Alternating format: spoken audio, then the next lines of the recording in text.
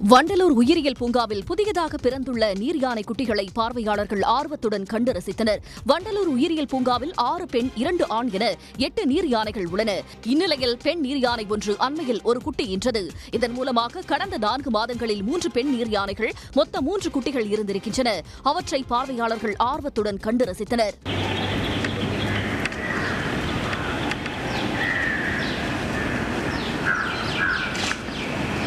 தற்போது வண்டலூர் பூங்காவில் 11 நீர் யானைகள் பராமரிக்கப்படுகின்றன.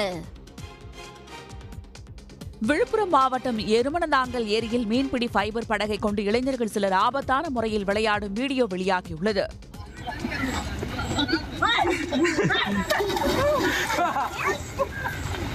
எல்லாரும் ஒரே சைடு வீட்டை போட்டா சாயிருந்தாண்டா.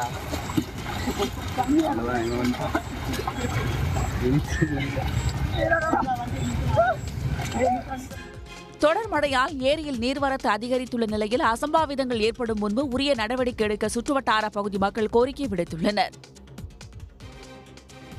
கேரளாவில் பத்மநாப சுவாமி கோவிலின் சாமி சிலை ஊர்வலத்திற்காக சர்வதேச விமான நிலையம் 5 மணி நேரம் வரை மூடப்பட்டது.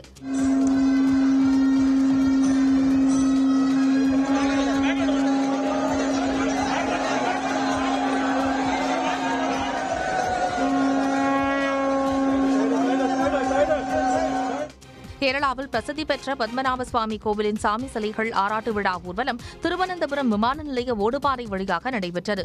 இதற்காக நேற்று மாலை 4 மணி முதல் இரவு 9 மணி வரை விமான நிலையம் மூடப்பட்டது. பல தசாப்தங்களாக நீடிக்கும் நூற்றாண்டு பழமை வாய்ந்த இந்த மரபானது இன்றளவும் கடைபிடிக்கப்படும் இந்த ஊர்வலத்தில் திரளான மக்கள் கலந்து கொண்டனர்.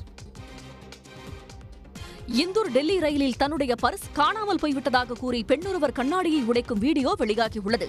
குழந்தையுடன் பயணித்த பெண்ணொருவர் திருட்டு குறித்து புகார் அளித்தும் அதிகாரிகள் நடவடிக்கை எடுக்கவில்லை என்று கூறி ஏசி பெட்டி கண்ணாடியை உடைத்து ஆத்திரத்தை வெளிப்படுத்தினார்.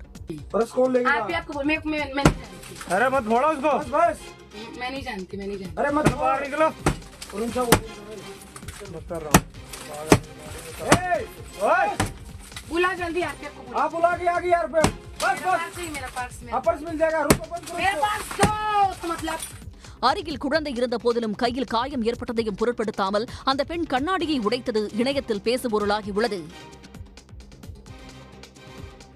உத்தராகண்ட் மாநிலத்தில் திருமணத்திற்கு யானை ஒன்று அழகா விருந்தாளியாக வந்த வீடியோ இணையத்தில் வேகமாக பரவி வருகிறது.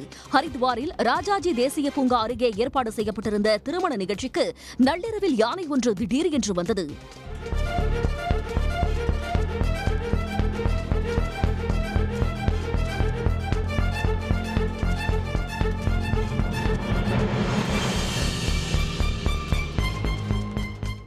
உறவினர்களுக்கு பதிலாக அழகா விருந்தாளியாக யானை திருமணத்திற்கு வந்துவிட்டது என்று நெட்டிசன்கள் பதிவிட்டு வருகின்றனர். பெங்களூருவில் முறையற்ற வகையில் குப்பை கொட்டும் குடியிருப்பு வாசிகளுக்கு மாநகராட்சி நிர்வாகம் பதிலடி கொடுத்து வருகிறது. யாரெல்லாம் சாலையில் குப்பைகளை வீசுகிறார்கள் என்பதை கண்காணித்து அவர்கள் வீட்டு வாசலில் குப்பைகள் கொட்டப்படுகின்றன.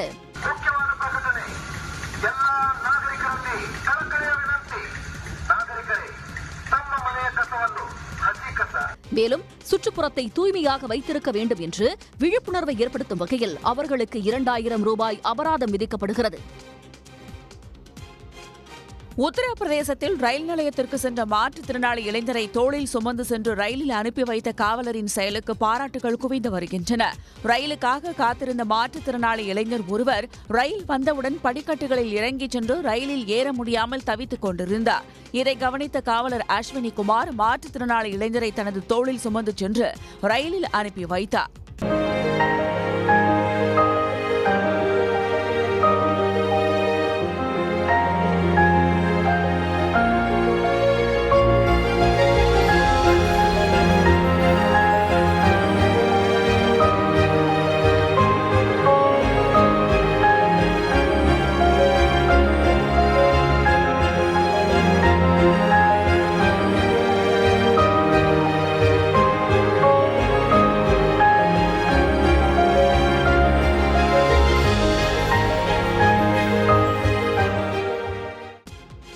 ராஜஸ்தானில் பள்ளிக்கு செல்ல மறுத்து கட்டிலை இறுக்கமாக பிடித்து போராடிய மாணவனை அவரது பெற்றோர் அப்படியே பள்ளிக்கு தூக்கி வந்த வினோத சம்பவம் நடந்துள்ளது.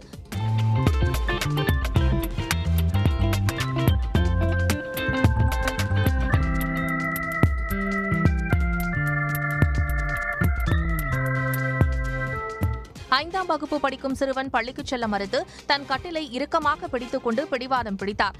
இதனால் கோபமடைந்த குடும்பத்தினர் மாணவரிடம் வாக்குவாதம் செய்ய வேண்டாம் என முடிவெடுத்து அனைவரையும் ஆச்சரியப்படுத்தும் விதமாக அவருடன் சேர்த்து முழு கட்டிலையும் தூக்கிக் கொண்டு நேராக பள்ளிக்கு சென்றனர். இதை பார்த்து பலரும் சிரித்து மகிழ்ந்தனர்.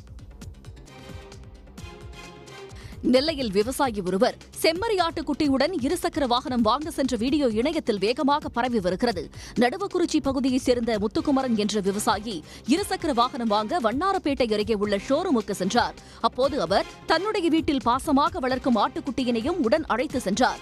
அவர் பின்னாலேயே ஆட்டுக்குட்டி சுற்றித் திரிந்தது பார்ப்போரை நிகழச் செய்தது.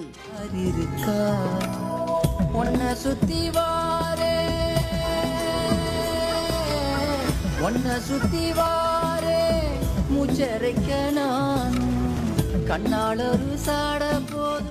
வாகனத்தின் சாவியை பெற்றுக் கொள்ளும் போது அன்பின் அடையாளமாக ஆட்டுக்குட்டியை முத்து கையிலேயே வைத்திருந்தார். ஆந்திர மாநிலம் நெல்லூரில் பெண்ணா நதியில் அடித்துச் செல்லப்பட்ட படகு அணையின் மதகுகள் மீது இடிக்காமல் மீட்பு படையினர் தடுத்தனர். மணல் சேகரிப்புக்கு பயன்படுத்தப்பட்ட 3 படகுகள் நீரில் அடித்துச் செல்லப்பட்ட நிலையில் 35 டன் எடை கொண்ட ஒரு படகு தடுப்பணையில் இருந்து 400 மீட்டர் தொலைவில் சிக்கியது. இது சங்கமணையின் மதகுகள் மீது இடித்தால் பெரும் பிரச்சனை ஏற்படும் என்பதை அறிந்த மாவட்ட நிர்வாகம், தேசிய பேரிடர் மீட்பு படையினர், தீயணைப்பு வீரர்கள் உள்ளிட்ட 100 பேர் உதவியுடன் கயிறு கட்டி இழுத்து கரைக்கு கொண்டு வந்தனர்.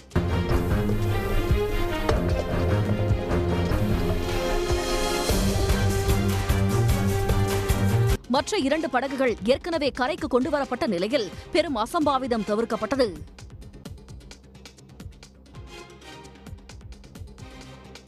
விஜயவாடா பிரகாசமணையில் நீர்த்திறப்பு அதிகரிப்பால் கரையோர மக்கள் பாதுகாப்பான இடத்திற்கு அனுப்பி வைக்கப்பட்டனர்.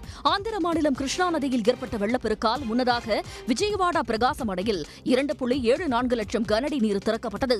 பின்னர் நதியில் நீர்வரத்து அதிகரித்ததால் கரையோர மக்களுக்கு 2ஆம் கட்ட வெள்ள அபாய எச்சரிக்கை விடுக்கப்பட்டு 5.67 லட்சம் கனஅடி நீர் திறக்கப்பட்டது.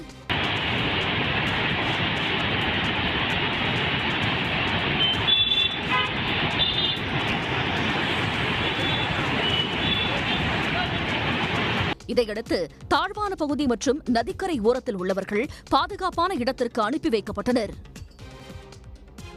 இமாச்சல் பிரதேச மாநிலம் மாண்டி கிராமத்தின் மலைப்பாதையில் சுமார் 3 மாதங்களாக சிக்கி கிடந்த காரை கிராம மக்கள் ஒன்று கூடி மீட்டனர்.